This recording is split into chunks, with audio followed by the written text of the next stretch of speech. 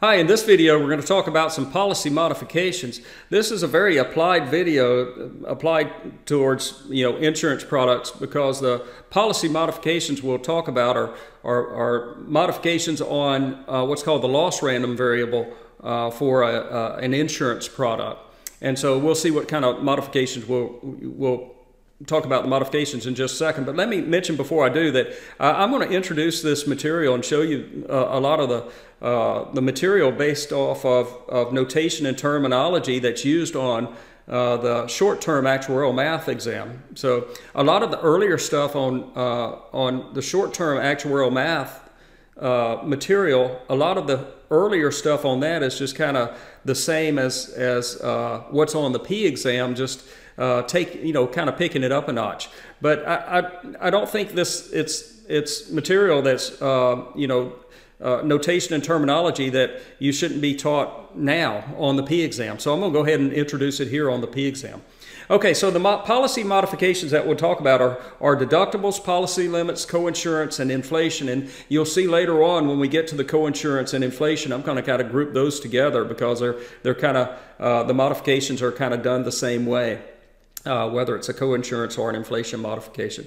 Okay, but first let's talk about deductibles. That's the most frequently tested policy modification that I think you're going to see, and we need to understand how to work with deductibles. So let's use an example here. Let's say an insurance policy has a ground-up loss CapEx given in the table below. So CapEx could be a 40, a 70, or a 90 with the probabilities 0.6, 0.3, and 0.1.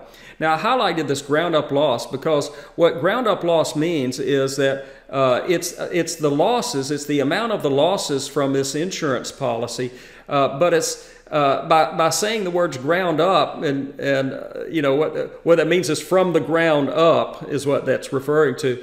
But when I see ground up loss, I know I'm about to see a deductible interjected into the problem. And so let's finish the setup here. So let's suppose that we have this ground up loss in the table below, and a deductible of D equal 50. So we're going to apply a deductible of 50. Then when we do so, we have something called a payment per loss random variable. So this is from the insurance company's perspective. What would be the payment for each of these losses with a deductible of 50? So for instance, if the loss was 40, the deductible is 50. And so what the deductible means is that that the person who is being insured is going to be responsible for the cost of any accident or loss up to the deductible. Then the insurance company is going to kick in. And so a loss of 40 with a deductible of 50, well, the person insured gets to pay the whole 40. And so the insurance company is not going to pay anything on that. So that's why the 40 gets, the arrow points to a 0 there on that line, because the insurance company, the payment per loss for the insurance company would be a 0 in that case. If the loss was 70, if the ground-up loss was 70, well, the person insured gets to pay the first 50, and then the insurance company is going to pay the rest of it, so the insurance company is going to pay 20. And then finally, if the loss is 90, then the person insured gets to pay 50 again, and the insurance company would pay 40. So these would be the corresponding values for the payment per loss random variable. I'm going to use a cap Y with a superscript of cap L to represent the payment. Cap Y is representing the payment random variable. Superscript cap L is representing for per loss. This is the payment per loss. And now let's kind of think about what happens here, and we can define the payment per loss as a piecewise defined function. If the losses are less than the deductible, in this case 50, if CapEx is less than 50, then the insurance company is not going to pay anything, so the payment per that loss is going to be 0. Whereas if the ground-up loss is greater than 50, then the payment per loss is going to be a CapEx minus 50. The notation that is introduced on the STAM material, but I'm going to show you here because I think it makes things a little bit easier to do. The notation we would use for this would be a CapEx minus 50, parentheses around a CapEx minus 50, and then with a little subscript of a plus. So the reason that we're putting that subscript of a plus there is that we're looking for at the non-negative parts of CapEx minus 50. For instance, if you didn't have the plus there, the subscript of a plus. If cap X was, say, 40, then 40 minus 50 is a negative 10. But you want to zero out any of the negative values, and so that's what the subscript of plus is doing. Whenever you get whenever you plug in a value for cap X and you subtract the deductible, if it's negative, you just zero that out because, again, the insurance company's not going to pay anything in that case. Okay, so now there's another payment random variable that I want to discuss. This is called the payment per payment random variable. Sounds kind of funny, but once you catch on, it actually makes sense. The payment per payment random variable. So in red I have per payment. Notice for the notation I have a cap Y with a superscript of cap P. So the cap P is representing the per payment part of this. So cap Y is the random variable representing the payment with a superscript of cap L. It's the payment per loss random variable with a superscript of cap P. It's the payment per payment random variable. So again, what does that mean, payment per payment? Well, if the payment per loss was 0, for instance, in this case, if the loss amount was a 40, then the insurance company is going to be responsible for none of that loss, or the payment for that loss from the insurance company's perspective is 0. But if the payment per loss is 0, there's not going to be a payment made, and so there's no corresponding value for the payment per payment random variable in that case. There's only a payment per payment when there is a payment that's made. So in this case, the payment per payment, well, in all cases, the payment per payment random variable, the values of that random variable will be the positive values of the payment per loss random variable, taking out the 0. We're going to take out the 0. Okay, so now the question becomes now, well, what are the probabilities for the payment per payment random variable that has values, that has support of a 20 or a 40? You might be tempted to say, okay, well, it's the same. It's the 20 has a probability of 0.3 and the 40 has a probability of 0.4 and the payment per loss, so I guess it's the same for the payment per payment. But that wouldn't be a probability distribution table because the probabilities don't add up to 1. They'd only add up to 0.4. So that's not going to be the right values. So let's just kind of identify the value, or let's just use A and B for those values, and I know that they need to add up to 1. So here's a couple of different ways of calculating those A's and B's.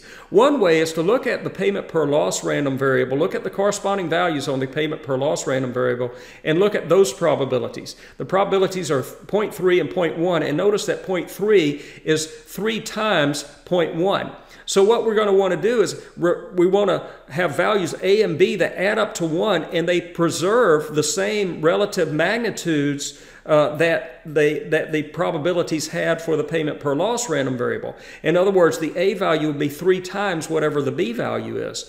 And when we do that, when we go through this process, we would see that the A value then, just solving that system of equations where A plus B is 1 and A is equal to a 3B, then solving that, so you see that the A value would be 0.75 and the B value would be 0.25.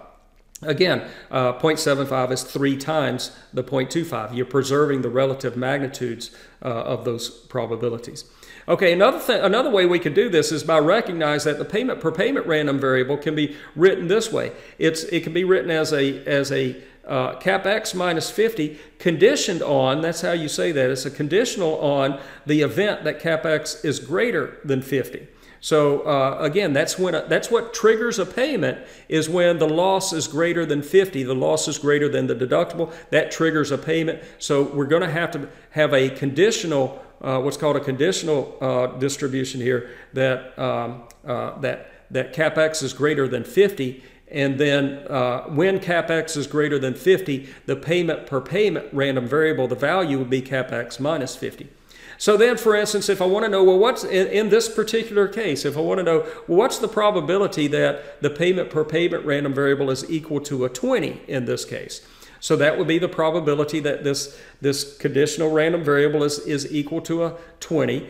And that would be a shorthand way of writing this, or another way of writing this is this would be the probability that cap X minus 50 would be equal to the 20, given that given that CapEx is greater than 50. And of course, doing some arithmetic here, this is just the probability that CapEx is equal to 70, given that CapEx is greater than 50. This is a conditional probability. So from the earlier stuff, I know the probability of A given B is the probability of A and B divided by the probability of B. And so I get an equation that looks like this, but the probability that X is equal to 50 and it's greater than CapEx is equal to 70 and it's greater than 50. Well, CapEx being greater than 50 means it's either a 70 or a 90, and then the other part says, well, it's 70. So this is nothing more than the probability that CapEx is equal to a 70 divided by the probability that CapEx is greater than 50, and plug in the values here for these probabilities, and you'll see that you're going to get 0.75 again, just as before. Okay, so these are 3 random variables. When you have deductibles, then you're going to have a ground-up loss random variable, you'll have a payment per loss random variable, and then a payment per payment random variable. Okay, so let me make an observation here, very important observation that we'll use quite a bit. Let's look at some expected values here. So I'm just going to give you the punchlines here. Remember the expected values of these discrete random variables. I'm just taking a sum product. And then I want to also remark that the probability that CapEx is greater than 50, that means that CapEx was either a 70 or 90. And when I add up those probabilities, I get 0.4. Now, I want you to notice that I've color-coded some things here. If you look at the expected value of the payment per loss random variable, and the expected value of the payment per payment random variable, the expected value of the payment per payment random variable is going to be bigger than the expected value of the payment per loss random variable. In this case, 25 is bigger than 10. And that should make sense to you, because when you start averaging in, if you think of the expected value as these weighted averages, then the payment per loss averages in some zeros that the payment per payment does not average in. And so the payment per payment random variable will always be greater than the payment per loss random variable. But notice we know how much to reduce the payment per payment random, the expected value of the payment per payment random variable by. So the 25, if we'll reduce that by multiplying by a 0.4, which is the probability that CapEx was greater than the deductible, then we get an equation, we get the exact equation that the expected value of the payment per loss is the expected value of the payment per payment times a reduction factor, and that reduction factor being the probability that the random variable is greater than the deductible that's being used. All right. Now, in this case, this is an example of that, and this is going to be a general statement. I also want to make a comment about second moments. If you look at second moments, so here what I have to do is square the values of the random variable before I take the sum product, and I'll leave it to you to show that the second moment of the payment per loss random variable is 280, and the second moment of the payment per payment random variable is 700. Once again, the expected value of the payment per payment random variables are going to be bigger than the expected value of the payment per loss, because they don't have any zeros that are being averaged in. And so, but the point here is that, once again, the relationship holds that if you'll take 700 and you multiply that by 0.4, which is the probability that the random variable is greater than the deductible, then you get equality here. And that's no coincidence. That happens every time. That's a fact, just a general fact that I'll put it in a box here, that the kth moment of the payment per loss random variable is the kth moment of the payment per payment random variable that has to be reduced by a factor of whatever of the probability, a factor equal to the probability that the loss exceeds the deductible. That's a very useful fact, and we're going to use that quite a bit in the next few examples and videos. Okay, so let's go back to our situation. Let's say that I have the same loss random variable. Now let's talk about policy limits. So in this case, I'm not calling this a ground-up loss because I'm not applying a deductible to it right now. I'm just calling it a loss random variable. And this is the same one that we had before, but now let's say that we have a policy limit of 50 that's imposed on the policy. Well, what the policy limit of 50 means is that the insurance company is not going to pay any more than that 50. And so if the loss amount was a 40, the insurance company would pay 40, but if the loss amount was a 70 or 90, all that the insurance company pays is 50. So the payment the payment random variable with a policy limit of 50 would look like this. And notice in the probability distribution table, that the second one there, that I got 50 twice. I can combine all of that and just write that with a probability of a 0.4. And so that would be my probability distribution table in this situation where I have a policy limit of 50 that's being applied. Like before, we can define Y piecewise. We would say that cap Y, the payment, this is from the insurance company's perspective, the payment random variable. If the loss amount is less than the deductible, if the loss amount is less than the policy limit, then the payment is the full loss amount, cap X. Where if cap X is greater than or equal to the loss amount here, 50, then the limit kicks in and 50 is all that's paid. And so in this case, you can see that the payment amount will be the minimum of whatever the loss amount is with 50. And I'm going to use this notation, cap X, and I'll read that as cap X hat 50. So cap X hat 50 is the notation that's used on STAM exam, and it's what I'm going to use here throughout the rest of this course. Cap X hat 50 is going to represent the minimum of cap X and 50. Okay, so let's look at relating some of this notation. Cap X hat, I'll use a little x to represent the value here. Cap X hat X is the minimum of cap X and X. And so that's the value there is cap X. If cap X is less than less than the value X, and it's the value X if cap X is greater than that value. And then remember my notation for the cap X minus X plus. Now, what I want you to recognize look what happens if we add these two things together. They're defined on the same pieces. And on the piece where cap X is less than X, they're both they're defined as 0 and a cap X, and if you add those together, you'll get cap X. And on the green pieces, if you add cap X minus X with the X, you get cap X again. So it doesn't matter which piece you're on. When you add these two things together, you're going to get cap X. And so that's a very important relationship or very important formula, and it's useful. It's often useful by taking expected values of every term in that equation. So the expected value of cap X on the left-hand side, and the expected value of cap X minus X plus, and then add to that plus the expected value of cap X hat X. In this form, normally what happens in this form is what I've highlighted in red is what we're going to be seeking, and what's in green is usually, those two terms are usually easier to calculate, and the question often asks, well, what's the value in red? And so we just rewrite this equation and we get that.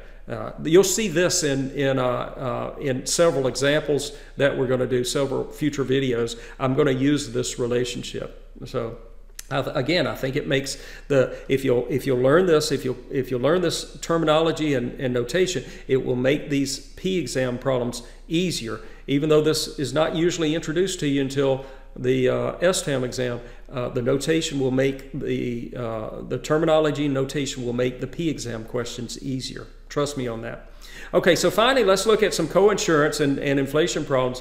What does coinsurance mean? So again, I'm going to start with a cap X, same loss random variable. And let's have a coinsurance factor that's imposed on the policy. Let's say a coinsurance factor is 0.9. And what that means is that the insurance company is only going to pay 90%, in this case 0.9, or 90% of whatever the loss amount is. So if the loss amounts are either 40 or 70 or 90, then when the claim comes to the insurance company is only going to pay 90% of those values, or 36, 63, or 81.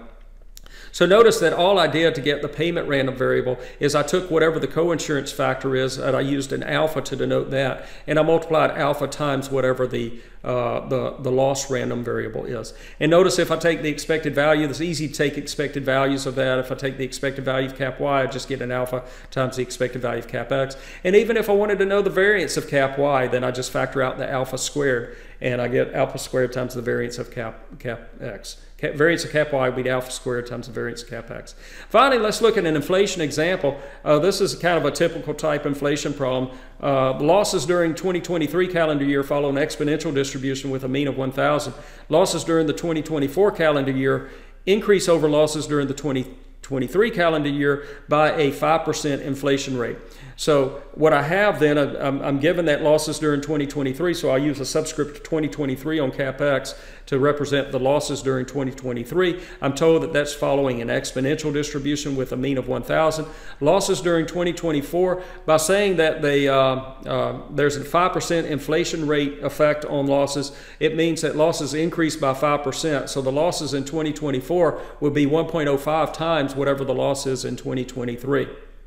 So that's how you would use that. And then maybe the question is something like determine the probability that losses during 2024 exceed 1,500. So I would have an equation that looks like this. I'd set it up with a probability that looks like this, and then substitute in that the losses during 2024 are 1.05 times the losses during 2023, divide both sides by 1.05, and then I use the fact that the losses during 2023 follow an exponential distribution. So this is just the survival function for an exponential distribution evaluated at 1,500 over 1.05. The numeric value of that is 1,428 plus. And then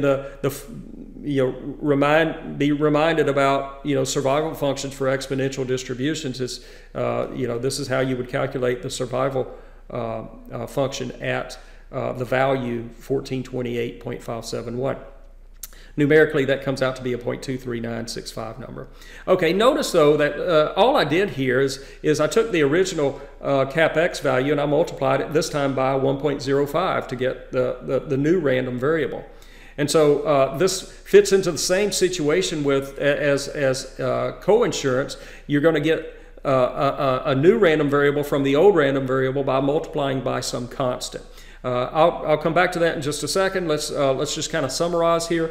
When you have deductibles, you're going to have a payment per loss random variable. So this is how the payment per loss random variable is defined and the notation that I'm using. You're going to also have a payment per payment random variable. Notice or recall that the payment per payment random variables don't have any of the zeros in them that the payment per loss random variable. So when you start averaging things up, take moments. If you look at the moments of the payment per payment random variable, they're going to be bigger than the moments of the payment per loss random variable, but they'll be bigger by exactly a factor of the probability that the loss exceeds the deductible. And so that's an important relationship to keep in mind.